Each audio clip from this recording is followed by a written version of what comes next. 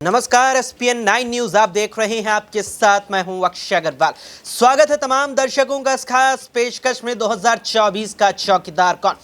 जिस तरीके से 2024 की आम चुनावों की उल्टी गिनती शुरू हो चुकी है, ऐसे में इस बीच एक अहम कड़ी आई थी राज्यसभा चुनावों के रूप में। और राज्यसभा चुनाव जिस तरीके से 15 राज्यों की 56 राज्यसभा सीटों पर संपन्न हुए, उससे पहले यहां 12 राज्यों की 41 सीटों पर जो तमाम उम्मीदवार तमाम राजनीतिक दलों के द्वारा उतारे गए थे, वे निर्विरोध चुन लिए गए थे। लेकिन इसके बाद बचे थे 3 राज्यों की 15 सीटें, जिसमें 4 सीटें कर्नाटका से थी, 1 सीट हिमाचल प्रदेश और शेष 10 सीटें उत्तर प्रदेश से थी। और फिर मंगलवार को तीनों ही राज्यों की तमाम राज्यसभा सीटों पर चुनाव होता है और सबसे तीखी, सबसे पैनी नजर रहती है उत्तर प्रदेश। प्रदेश का सबसे बड़ा राज्य, सबसे ज्यादा लोकसभा सीटों वाला राज्य, 10 सीटें होती हैं और संभावनाएं मानी जाती हैं कि 3 सीटें समाजवादी पार्टी जीत जाएगी, जबकि 7 सीटें भारतीय जनता पार्टी जीत जाएगी। लेकिन फिर सिलसिला शुरू होता है क्रॉस वोटिंग का और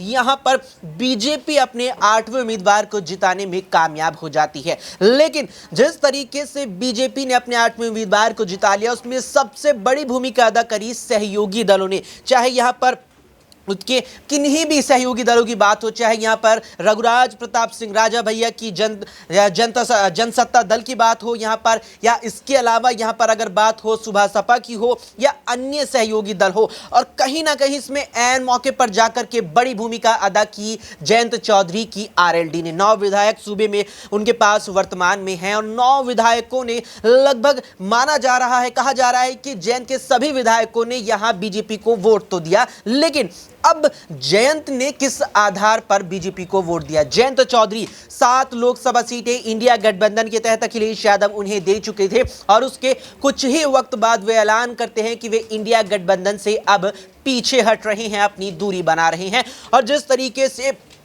इंडिया गठबंधन के तहत जयंत को 7 सीटें अखिलेश यादव ने दी थी, उसके बाद यहां पर यह चीज देखने वाली रही कि जब उन्होंने इंडिया गठबंधन छोड़ा तो किस आधार पर छोड़ा, क्या कुछ एनडीए में जाकर के मिला। हालांकि एनडीए में जाने का भी औपचारिक ऐलान बाकी है, लगातार इस बात का इंतजार किया जा रहा है कि जयंत कब औपचारिक ऐलान करेंगे। लेकिन एनडीए की तरफ से बात कही गई कि जयंत चौधरी आरएलडी को वो 2 और +1 यानी कि 2+1 के फॉर्मूले पर अपने साथ लाए हैं। 2+1 क्या था? 2+1 ये था कि 2 लोकसभा सीटें और साथ में 1 राज्यसभा सीटें रालोद को भारतीय जनता पार्टी पेश कर रही है और उसके साथ ही वो एनडीए में आ रहे हैं। अब जब राज्यसभा चुनाव संपन्न हो चुके हैं, 8 उम्मीदवार राज्यसभा सांसद के तौर पर बीजेपी की ओर से पहचान उत्तर प्रदेश की तरफ से बना चुके हैं, तो उस 2+1 में उस 1 का आखिर क्या हुआ? क्या हुआ उस राज्यसभा सीट का जो जयंत चौधरी को भारतीय जनता पार्टी के द्वारा ऑफर करी जा रही थी? बड़ा सवाल